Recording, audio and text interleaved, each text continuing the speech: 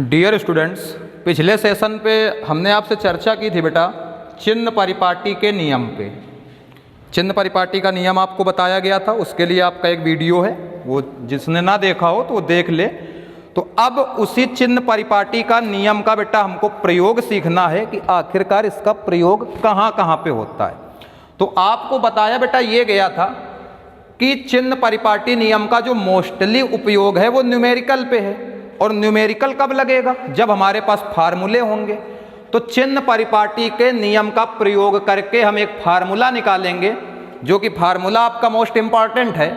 इसी फार्मूले से आपके सवाल लगेंगे 4 नंबर पे। वो फार्मूला है आपका जो बताता है अवतल दर्पण में वस्तु की स्थिति, जिसको हम स्मॉल यू कहते हैं, प्रतिबिंब की स्थिति जिसको हम स्मॉल वी बोलते हैं, तथा अवतल दर्पण की फोकस दूरी स्मॉल एफ में क्या संबंध होता है। तो अब जब बेटा अवतल दर्पण की उन्होंने बात की है तो हमको किसका फिगर बनाना होगा? अवतल दर्पण का फिगर बनाना होगा। अवतल दर्पण के उभरे हुए तल पर पॉलिश या पेंट होता है, दबे हुए तल से प्रकाश का परावर्तन होता है। तो हमने मान लिया कि कोई वस्तु, चिन्ह परिपाटी का पहला नियम देखो यहाँ पे फॉलो हो रहा है कि दर्पण पे जो प्रकाश है वो हमेशा बाईं ओर से आना चाहिए। मतलब ये है कि वस्तु आपकी दर्पण के बाईं तरफ रखी होनी चाहिए। तो यहाँ पे आप देख रहे हो कि हमारी वस्तु जो ओ डैश है वो दर्पण के बाईं ओर स्थित है। अब प्रतिबिंब बनाने के नियम से हमको इसका प्रतिबिंब देखना है कहाँ पर बनता है। तो हमें पता है मुख्य अक्ष के समांतर चलने वाली प्रकाश किरण दर्पण से परावर्तन के पश्चात मुख्य फोकस से होकर जाती है। वक्रता केंद्र से गुजरने वाली प्रकाश किरण परावर्तित होकर वापस उसी मार्ग से लौट जाती है। तो हमने देखा जो हमारा पॉइंट आई डैश है, कटान बिंदु पे जब मिलाया तो हमारा प्रतिबिंब बन गया आई डैश। कोई दिक्कत? एफ और सी हमारे पहले से ही निर्दिष्ट हैं। और हमने किया क्या बेटा कि हमने जो ये आपतित किरण ओए थी, इसके पॉइंट ए से मुख्य अक्ष रेखा पर एक लंबवत लाइन खींच ली, जिसका नाम हमने रखा एन। ये हमारी रचना है इस चित्र की। तो रचना को समझ लें, बाकी चित्र तो समझ में आ ही गया होगा, पीछे भी कई सारे हो चुके हैं। तो हमने किया क्या है केवल कि जो आपका आपतित किरण ओए का पॉइंट ए था, उससे हमने एक लंबवत रेखा जो है, या ये कह सकते हैं आप कि हमने एन मुख्य अक्ष पर लंब खींचा है। कोई दिक्कत? अब हमें इस चित्र को ध्यान से देखना है। तो सबसे पहले बेटा हमको जो दिया है, समस्त दूरियां चिन्ह परिपाटी के नियम के आधार पे कहां से नापी जाती हैं? ध्रुव से नापी जाती हैं। तो ध्रुव से वस्तु तक की दूरी, वस्तु की स्थिति यू कहलाती है। ध्रुव से लेकर वक्रता केंद्र तक की दूरी, वक्रता त्रिज्या स्मॉल आर कहलाती है। ध्रुव से लेकर प्रतिबिंब तक की दूरी, प्रतिबिंब की स्थिति स्मॉल वी कहलाती है। और ध्रुव से लेकर फोकस तक की दूरी, फोकस दूरी स्मॉल एफ कहलाती है। इतनी बात क्लियर? तो अब हमने किया क्या? पीओ को लिखा यू, पीसी को लिखा माइनस का आर, पीआई को लिखा माइनस का वी, और पीएफ को लिखा माइनस का एफ। सभी में आपके माइनस चिन्ह लगे हुए हैं। किस नियम से? चिन्ह परिपाटी के नियम से। क्योंकि आपको चिन्ह परिपाटी के नियम में बताया गया था कि जो दूरियां ध्रुव के बाईं ओर मापी जाती हैं वो ऋणात्मक चिन्ह के साथ लिखी जाती हैं। तो ये सभी दूरियां आपने लेफ्ट हैंड साइड पे ही तो मापी हैं, तो इसलिए कैसा चिन्ह बेटा सब में लगा दिया? माइनस का चिन्ह। तो जो ये दूरियां हमको दी थी, इन पर ये माइनस चिन्ह क्यों लगे? क्लियर हो गई बात? किस नियम से लगे हैं? चिन्ह परिपाटी के नियम से। क्लियर? अब हमको देखना है इस दर्पण में जितने भी फिगर बने हैं उनको ध्यान से देखना है कि कहाँ पे कौन सा त्रिभुज है, कैसा आयत है, क्या है, वो सब अभी क्लियर होगा। तो अब इस आकृति को भूल जाओ, केवल आपको ध्यान देना है त्रिभुज ओ डैश सी को। तो ओ डैश सी दिखा, इसी के साथ एक संलग्न दूसरा त्रिभुज अब हमें देखना है आई डैश सी। कोई दिक्कत? अब देखते ये हैं हम कि जो ये ओ कोण है ये 90 डिग्री एंगल है, जो कोण आई है वो भी 90 डिग्री एंगल है, और यहाँ पर जो कोण सी और कोण सी हैं ये शीर्षाभिमुख कोण है बेटा। तो अब जब त्रिभुज में, दोनों त्रिभुजों में 2 कोण बराबर हो गए तो तीसरा अपने आप बराबर हो जाएगा।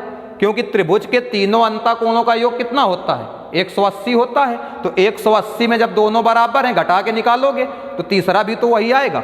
तो कुल मिलाकर के हमने जो पहला त्रिभुज देखा OO' और दूसरा त्रिभुज बेटा जो हमने देखा है II', इसके तीनों कोण बराबर हैं, अर्थात दोनों त्रिभुजों के तीनों कोण बराबर हैं। और जब किसी त्रिभुज के तीनों कोण बराबर हों तो वो त्रिभुज समरूप त्रिभुज कहलाते हैं। हाई स्कूल में प्रमेय भी आपको बताई जा रही होंगी समरूप त्रिभुजों की। तो जब समरूप त्रिभुज हो जाता है तो हम कर क्या सकते हैं कि किसी त्रिभुज में कोई दो भुजाएं लें, जैसे मान लो हमने लंबवत भुजा ली और आधार भुजा ली, उनका अनुपात किया, तो दूसरे त्रिभुज में भी हमको लंबवत भुजा और आधार भुजा का जो अनुपात मिलेगा वो बराबर मिलेगा। ये आपकी एक प्रमेय होती है समरूप त्रिभुज की। तो अब हमने किया क्या कि जो OO' त्रिभुज है उसकी लंबवत भुजा OO' को शामिल किया और उसका अनुपात बेटा हमने निकाला OC भुजा से। तो OO' अपान जब OC किया है तो दूसरे त्रिभुज में हमको क्या करना पड़ेगा? दूसरे त्रिभुज की भी बेटा हमको लंबवत भुजा लेनी पड़ेगी कि नहीं? और इसके बाद उसकी आधार भुजा भी लेनी पड़ेगी। तो इसकी लंबवत भुजा बेटा II' है और आधार भुजा क्या है? IC है। दोनों का अनुपात क्या होगा? बराबर होगा, त्रिभुज की प्रमेय से। अब हमने किया क्या कि OO' के बटे में II' को कर दिया कि लंबवत भुजाएं एक तरफ, आधार भुजाएं एक तरफ।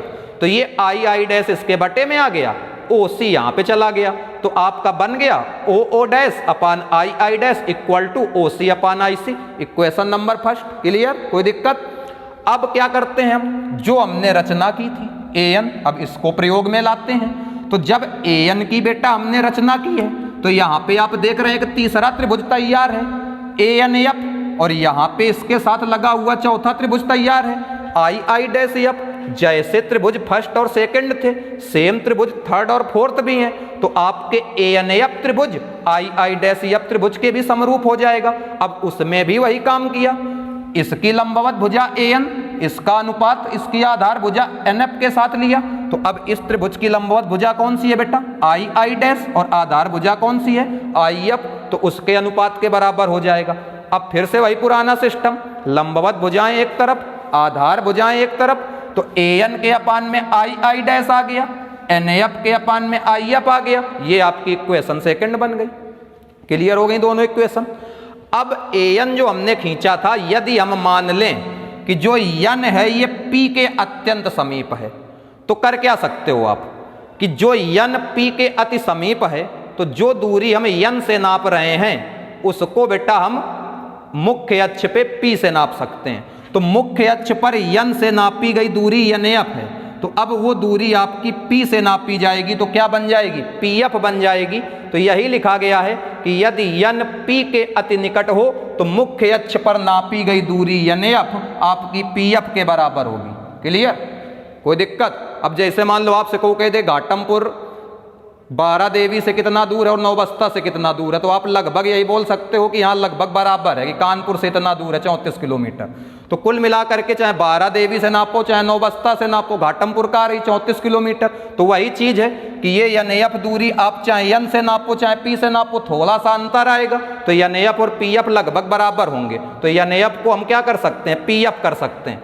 अब इस त्रिभुज को, इस चित्र को हमको ध्यान से देखना है। अभी तक हम त्रिभुज देखते आए, अब हमको देखना है OO'AN। ये आपकी एक आयताकार आकृति है, और आयताकार आकृति में बेटा होता क्या है कि आमने सामने की भुजाएं क्या होती हैं? बराबर होती हैं। तो अब AN के सामने की भुजा कौन सी है? OO'। तो यहाँ पे आपने लिखा OO'AN एक आयत है, तब AN भुजा आपकी OO' के बराबर हो गई। तो कुल मिला के हमको NF बराबर मिला PF और AN बराबर मिला OO'। समीकरण 2 में AN की जगह पर OO', NF की जगह पर PF लिखा, तो हमारी इक्वेशन बनी OO' upon II' equal to PF upon IF। ये बन गई हमारी इक्वेशन नंबर थर्ड। अब हम आते हैं इक्वेशन फर्स्ट पे। इक्वेशन फर्स्ट पे आपने क्या निकाला था? आपने निकाला था OO' upon II' equal to OC upon IC। अब इक्वेशन थर्ड पे भी आपको क्या मिल गया है? OO' upon II' equal to PF upon IF। तो अब हमने किया क्या कि समीकरण 1 और 3 की तुलना कर दी तो हमको मिला क्या कि OC upon IC equal to PF upon IF। Clear. अब चिन्ह परिपाटी का एक और नियम शामिल करते हैं और उस नियम में हमसे उन्होंने बेटा बात कही थी कि जो समस्त दूरियां होती हैं वो दर्पण के ध्रुव से नापी जाती हैं, मतलब जितना भी काम होगा वो सब P से होगा। तो यहाँ पे आप देख रहे हो ये दूरी O से नापी गई है, ये दूरी I से नापी गई है, ये वाली दूरी जरूर P से नापी गई है और यहाँ भी I से नापी गई है। तो इन सभी दूरियों को हमको कहाँ से नापना है? P से नापना है। तो उसके लिए बेटा हम करते क्या हैं कि उसके लिए हम आपको यहाँ पे एक चीज़ दिखा दें कि जैसे मान लो ये लाइन है, ये दिख रही होगी, ये P पॉइंट हो गया, इसका किनारे पे O पॉइंट हो गया। इसके बाद कौन सा पॉइंट है? C पॉइंट है। फिर बेटा I पॉइंट है, N को नहीं लिखेंगे क्योंकि उसको हटा दिया गया है, और F पॉइंट है। तो अब OC इतनी रेखा है, तो P से यदि हम PO तक आए फिर P से C तक आए तो आपको OC रेखा मिल जाएगी। तो PO दूरी में PC दूरी निकाल दें तो कौन सी दूरी मिल जाएगी? OC दूरी। तो PO माइनस PC कर दिया। अब IC के लिए यदि हम आते हैं तो IC के लिए बेटा देखो लास्ट पॉइंट इसका C बना, तो PC तक आते हैं फिर PI तक आते हैं, निकाल देते हैं। तो PC में PI निकाल दिया तो PC माइनस PI हो गया। अब PF आपकी बेटा PF है, वो तो P से ही नापी गई है तो उसमें कोई दिक्कत नहीं है। अब IF के पास आते हैं तो अब IF बेटा आपकी ये इतनी रेखा है, P से आएंगे तो इसका लास्ट पॉइंट I बनेगा, पहला पॉइंट F बनेगा। तो P से I तक की दूरी में P से F तक की दूरी निकाल दें तो हमको बेटा I से F तक की दूरी मिल जाएगी। वही काम कर दिया। अब ये सारे मान आपने जो पहले लिखे थे इनको चिन्ह के साथ वहां पे पुटअप कर दीजिए। तो PO का मान क्या है? माइनस U है। PC का मान क्या है? माइनस F है। इसके बाद PC का मान माइनस 2F है। PI का मान माइनस V है। यहाँ पे इस तरीके से देख लो आप कि यहाँ पे माइनस F किया आपने, ये माइनस चिन्ह लगा हुआ है, यहाँ पे माइनस है, ये माइनस बाद में आपको प्लस करके बताऊंगा, ये इस तरीके से। तो आपने वैल्यू पुटअप की, PO का मान माइनस U, PC का मान माइनस 2F, PC का मान माइनस 2F, ये माइनस चिन्ह पहले ही है, minus V minus F minus V minus minus F। तो ये माइनस क्या हो गया? प्लस, ये माइनस प्लस, ये माइनस प्लस। अब हमको करना है तिर्यक गुणा, सीजर्स मल्टीपल। तो अब सबसे पहले हम इस माइनस V का गुणा माइनस के U से करते हैं तो क्या बन गया? प्लस का UV। इस माइनस के V का गुणा प्लस के 2F से किया तो बन गया बेटा माइनस का 2FV। अब इस प्लस के F का गुणा माइनस के U से हुआ तो बन गया माइनस का FU। इस प्लस के F का गुणा प्लस के 2F से हुआ तो बन गया 2F स्क्वायर। अब इधर आ जाते हैं तो माइनस के F का गुणा माइनस के 2F से हुआ बन गया प्लस का 2F स्क्वायर, और माइनस के F का गुणा हुआ आपका V से, तो ये बन गया माइनस का FV।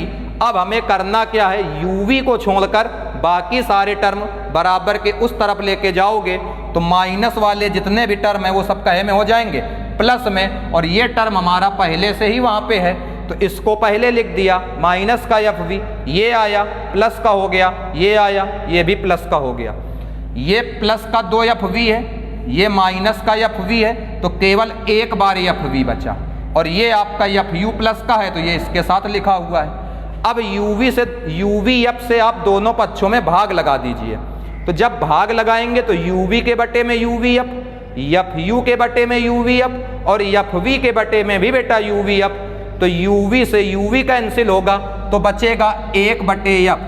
यहाँ U से FU कैंसिल होगा तो बचेगा 1/V।